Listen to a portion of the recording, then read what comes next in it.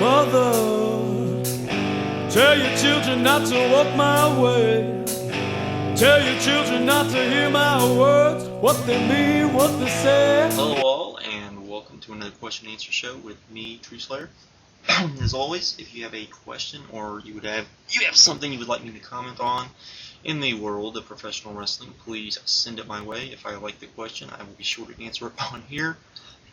And that's about it. Only thing I ask is you keep it to one question per person, please. And let's get started here. Hey Truth, my friend claims that Vince owns TNA. I know this is not true, but he wouldn't believe me, and I say it's not owned by Vince. Could you please clear things up for him? A lot of people say this, and I'm not sure why they say this, but no, TNA is not owned by Vince McMahon. They are owned by a company called Panda Energy, though I think they've now changed their name to something else. But it's an energy company in Dallas, which is owned by Dixie Carter's dad. So, anyways, that's who owns TNA. It's not Vince McMahon. Which Japanese wrestler would you like to see have an extended tour with ROH, a la Kenta and Shingo? Actually, I would love to see BB Hulk, and Junior Akiyama as well. I'd love to see him come over. He's one of the other Noah guys that has not been over that I would really like to see come over here. So there you go.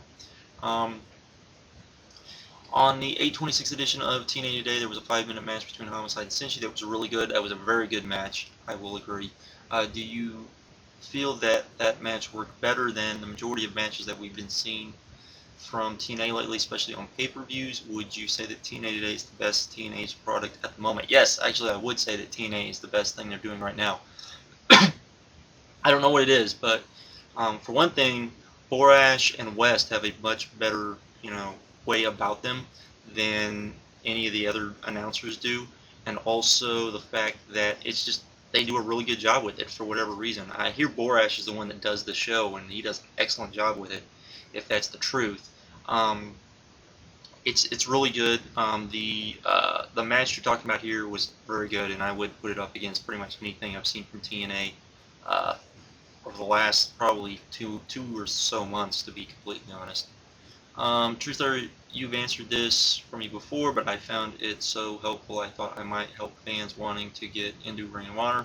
For someone just getting into Ring of Honor, what DVDs would you recommend us? I'd always recommend the best DVDs that are the newest ones, because those are the most current. And that currently would be, that I have seen, would be, of course, Respect is Earned, which just came out on DVD. Good Times, Great Memories, which I just saw. I just haven't done a review of it yet. But that is an excellent show. And both WrestleMania weekend shows, which were Supercard of Honor and what was the other one? I can't remember what the other one is. But there's both WrestleMania weekend shows. Those 4 shows this year would be the ones. I'm sure someone will remember which shows those were that I can't remember off the top of my head right at the moment, which sucks. What do you think of the news of the Vulture Squad of Jack Evans, Julian Smokes returning, and Ruckus debuting in ROH? Why do you think this will be? Who do you think will be another member? To me, it has to be Eddie Kingston. I agree. This should definitely be Eddie Kingston. ROH fans have been begging for Kingston for some time. This would be a great time to bring him in. I really like this. I think Jack Evans and Julius Smokes together is a very good thing. And Ruckus is a guy that I felt should have been in Ring of Honor for a while, simply because they need some more guys like Ruckus, so I'm all for that. Truthslayer, what are your thoughts on Matt Sydal in WWE? Do you think they will use him good, and do you think his moveset will be watered down? His moveset will definitely be watered down, but I do wish him the best of luck there. I think he will do well. We'll have to wait and see. I mean, he's going to go to OVW first, but if they let him kind of do his stuff as best he can, I think it'll be fine, because he doesn't do a lot of moves that I don't think they would let him do per se. So I do think he'll do okay there, and that's apparently what he's wanted to do for a while. Hey Truthslayer, I was flipping around last night and I came to a Spanish channel and caught Triple Mania 17. Or 15, sorry. I was just wondering if you saw it and if you watched AAA at all. I have not seen it, no. AAA is very hard for me to find because I always forget when it's on, and CMLL is almost impossible for me to find. I do watch what I do watch. I usually do enjoy, even though I don't understand what's going on. But usually the matches are pretty fun, and it's something different, and sometimes that's a good thing. But there you go. So I've not seen that show, but I would recommend if anybody, you do catch some Lucha Libre, definitely check it out because it is fun to watch at times. Just one question about the corporate handling of the WWF. There has been mentioning of Shane McMahon giving rather wise advice for WWE storylines and putting over new and decent talent. If Shane McMahon were to run the company, would you think the WWF would be able to recover to the point of having at least as much quality as it did during the Attitude Era, or better yet, the golden age of the 80s and early 90s? I wouldn't say necessarily the Attitude Era, because Shane wasn't a big fan necessarily of Attitude Era, but I definitely would say probably going after the Attitude Era from probably 2000, mid 2001 to 2003. That's probably what you would see, and that's not bad because that had a lot of good match quality in it, and that's probably more of what you would see in my opinion. So yeah. Hey Truthslayer, I was just wondering if you think it would be good idea for WWE to change their ECW show in favor of a WCW revival. Not at all, because WCW, I think, while more of a WWE type show, just I don't think would have as much flair to it as ECW. ECW is a name, and people know ECW, and that's why they chose it. How big of a star would Taz be in Japan if he had went over there over the WWF?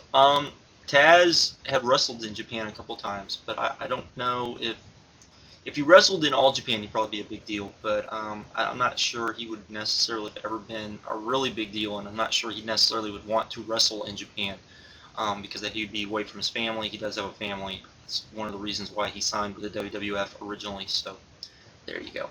But I do think he'd been, a pretty big star over there, particularly in all Japan, because he did wrestle that style. I heard from Gerwick Net that Samoa Joe would rather take an entry-level contract rather than re-sign with TNA. A couple of questions. 1, your reaction. 2, when does his contract expire? And 3,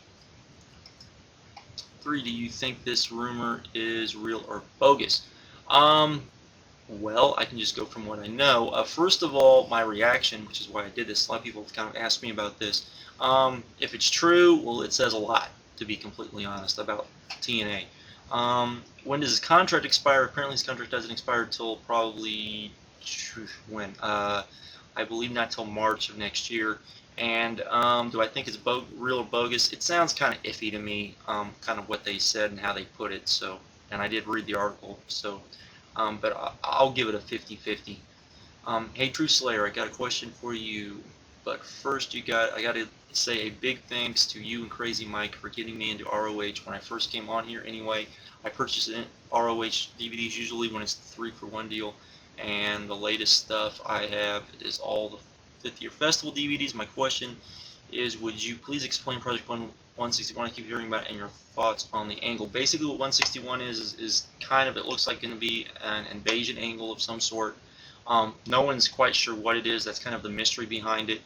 If you go to WWE or www.project161.com, they have a blog and they have some other stuff that you can, play around with as well. They actually have, it looks like they might have some stuff here on YouTube as well. So it's kind of a weird angle. No one really knows what's going on with it. Kind of mysterious, which is kind of why it's working out so well. But there you go.